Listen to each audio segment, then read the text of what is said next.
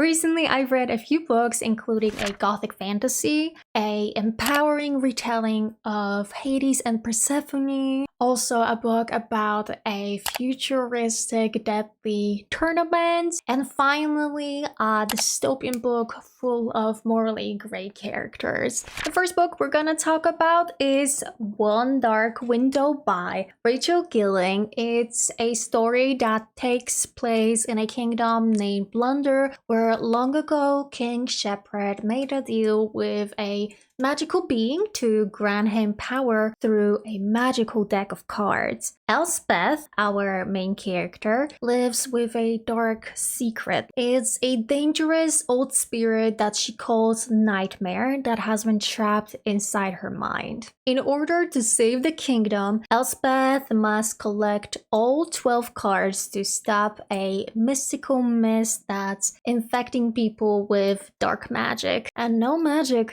comes without a prize. Even though the story sounds good, it wasn't executed really well. The timeline of the book is very cohesive for the first, I think, like 100 pages or something, up until the end of a banquet that the king is hosting. And then after that, I don't really know what happens, but you kind of feel like you're jumping through the timeline through many different events. It almost feels like the author just had bullet points that she has written down, and she just has written a chapter about every single one of these bullet points instead of making it a one cohesive storyline where everything just flows nicely. It also had a insta-love with absolutely no chemistry between the characters. Finally, the book was just boring. Things that happen at the climax of the story are in fact really good, but I feel like it's not worth it to go through hundreds of pages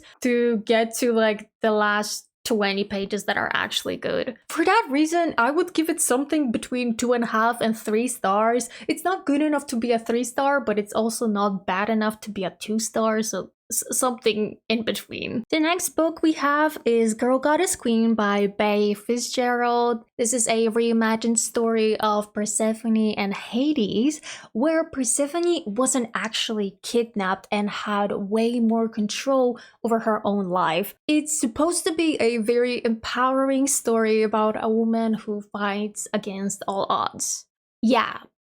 Supposed to be. In the story, Persephone barges into Hades' place, uses a loophole in law to force her stay in that place, makes Hades protect her, even though he just wants to be left alone, and then gets offended that he doesn't like her and asks her to not walk around the castle. Which, by the way, she does not listen to and goes against literally everything Hades asks her to not do simply because she can and no one will tell her what to do. I'm not even exaggerating, these are the words and the tone that she speaks with, followed by curse words by the end like, fuck it.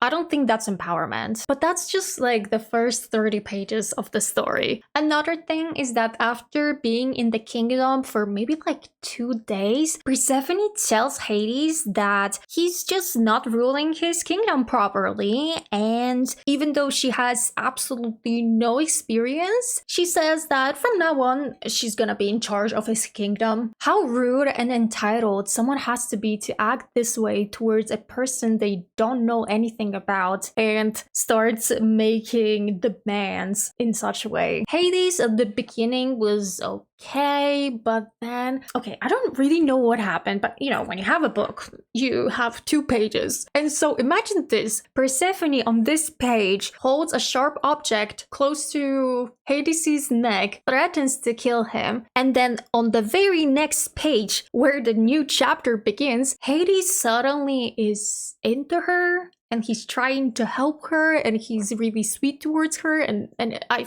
don't know what happened. I feel like they go from enemies to lovers without actually the process of going from enemies to lovers. I feel like the reason why we as readers love enemies to lovers so much is because we love that in-between process. We love finding out what makes the characters look at each other in a different light and what essentially brings them close together, that even though they were originally enemies, they start catching feelings towards each other. But here it's as if the author just took that middle part, the journey of becoming lovers, and just threw it out of the window. In one of their first serious bonding moments, Hades shows Persephone what is currently happening at the Olympus, and it turns out that her parents are basically selling her hand in marriage as if it was an auction, and whoever pays more, he's gonna get her, which naturally makes Persephone extremely sad and she feels horrible about the situation. So Hades, trying to make her feel better, reaches out his hand and is holding her. To which Persephone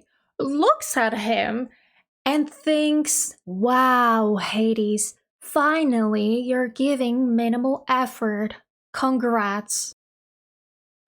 Hades does so much to help Persephone, and she's so ungrateful to the point that she doesn't even think that he does minimal effort, even though she was the one that forced him to protect her in the first... I don't know. Which is why, jokingly, instead of Girl Goddess Queen, I started calling this book Girl Boss Gaslight Gatekeep.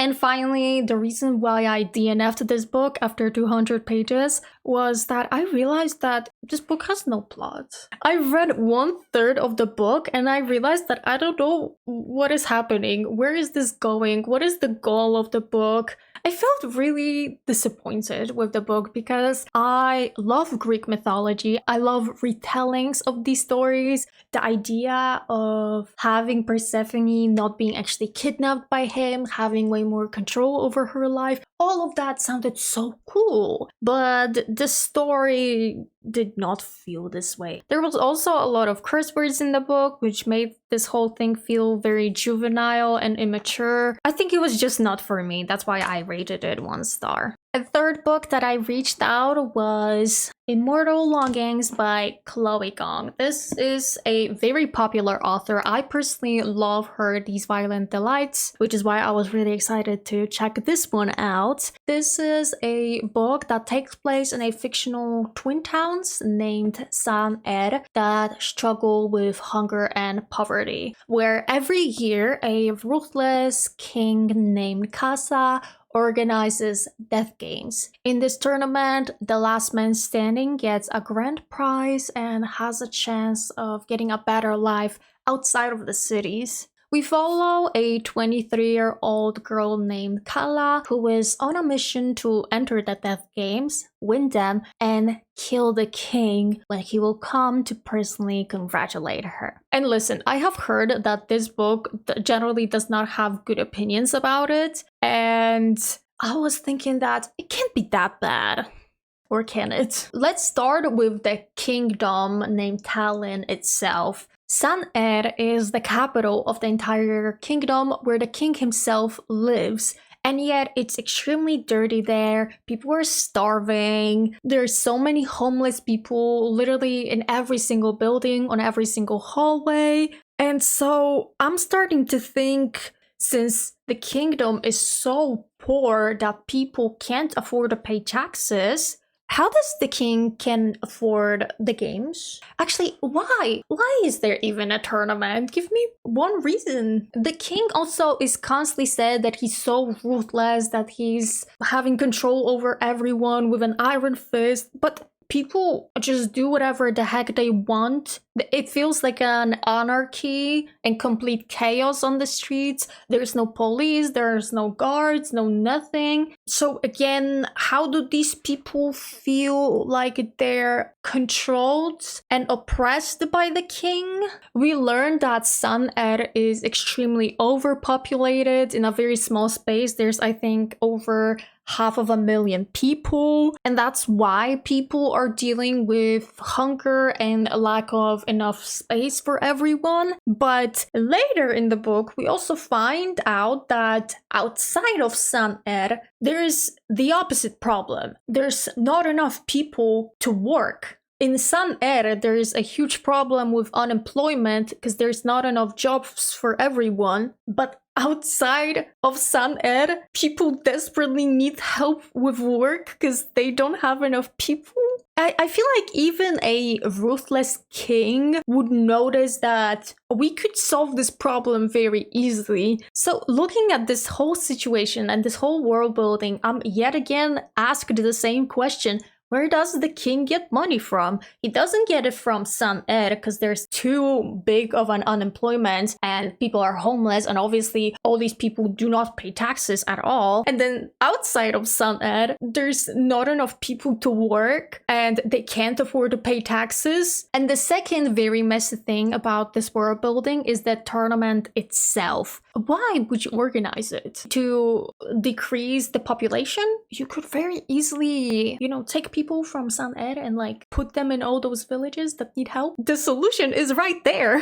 And that solution would benefit your kingdom as well. And if it is for the entertainment purposes, then again, I don't think so. And you know why? Because the tournament, where people literally have to kill each other, takes place just on the streets. Innocent civilians get killed in the process usually. You're telling me that just random citizens love watching this as if it was a reality TV show? Even though they can potentially get killed if they just step outside of their house because maybe one of the players is there? Honestly, the entire death games in this story were so messy that it was genuinely taking me out of the book. I couldn't really fully immerse myself in the story because I constantly had that thought as I was reading it that this makes no sense. I think that whenever you write these types of deadly tournaments, you really need to understand where the trope comes from. And it comes from a complete imbalance of power. It's very important to know that people that are watching the show or watching the tournament are the ones in charge. They are the oppressors, and then people inside of the tournament are the oppressed ones, and they're there because they don't have choice. They have been forced to be in there for the entertainment of the oppressors. And the entire point of those tournaments is to ensure that extreme abuse of power and to hold control over the oppressed people so that they don't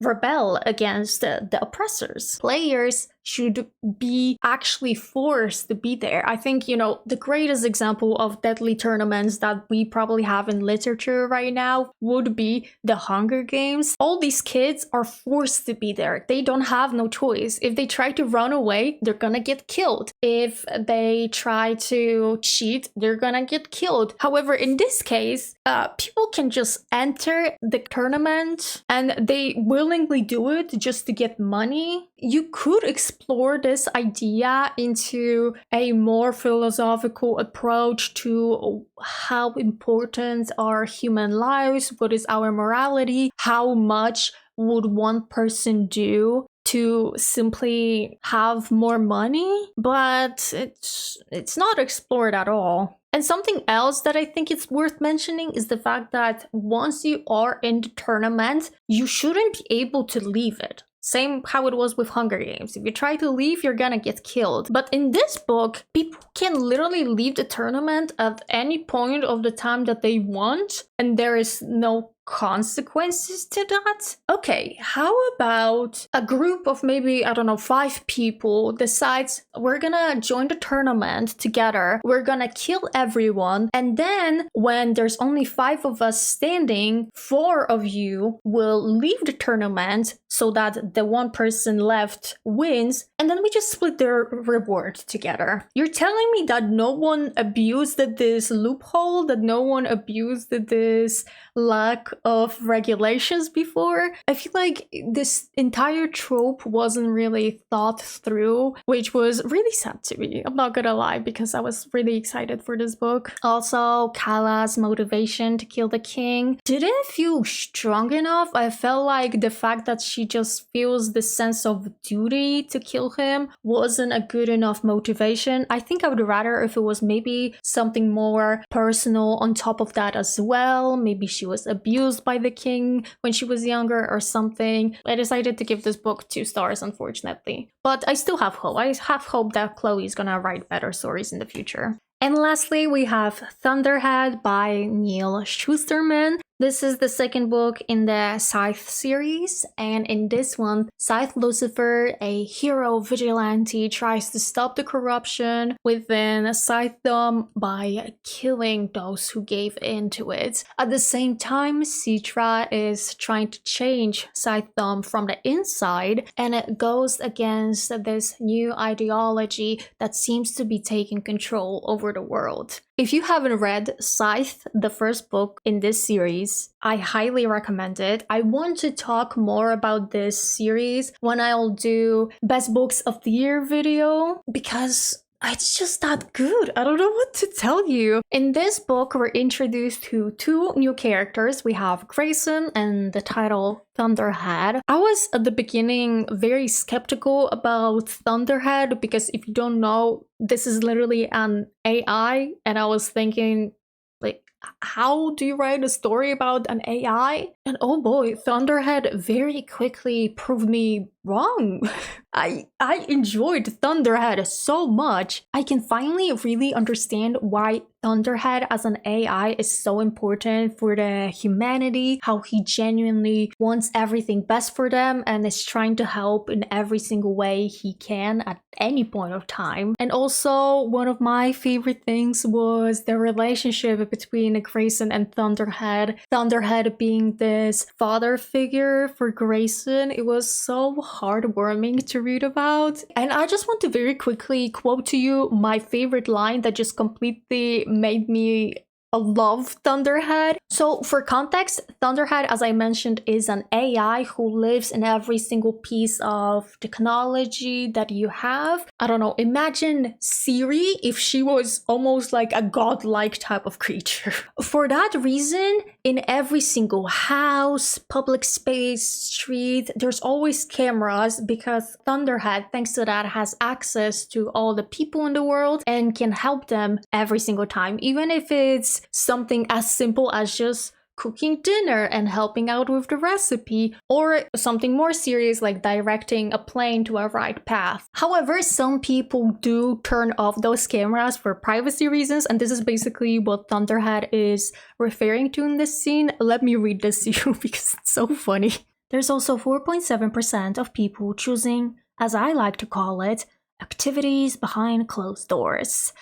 Including mainly sexual activities. I find it absurd that so many don't wish for me to be a witness of such actions, considering that my observations can help in every situation. It's literally so funny. Just imagine an AI being offended and be like, oh, this is absurd that you don't want to let me into your bedroom when you're having sex. Like, I could help you. I don't know why this is so funny. When I read this, I had to just put the book down to just laugh. This scene is supposed to show you that Thunderhead, even though he is this godlike creature, but essentially he doesn't understand very basic human things such as emotions and passion, wanting to have sex. But I rated this book 5 stars. Naturally, I'm freaking loving this series. I'm currently in the process of reading the last book. Can't wait to finish it. And that concludes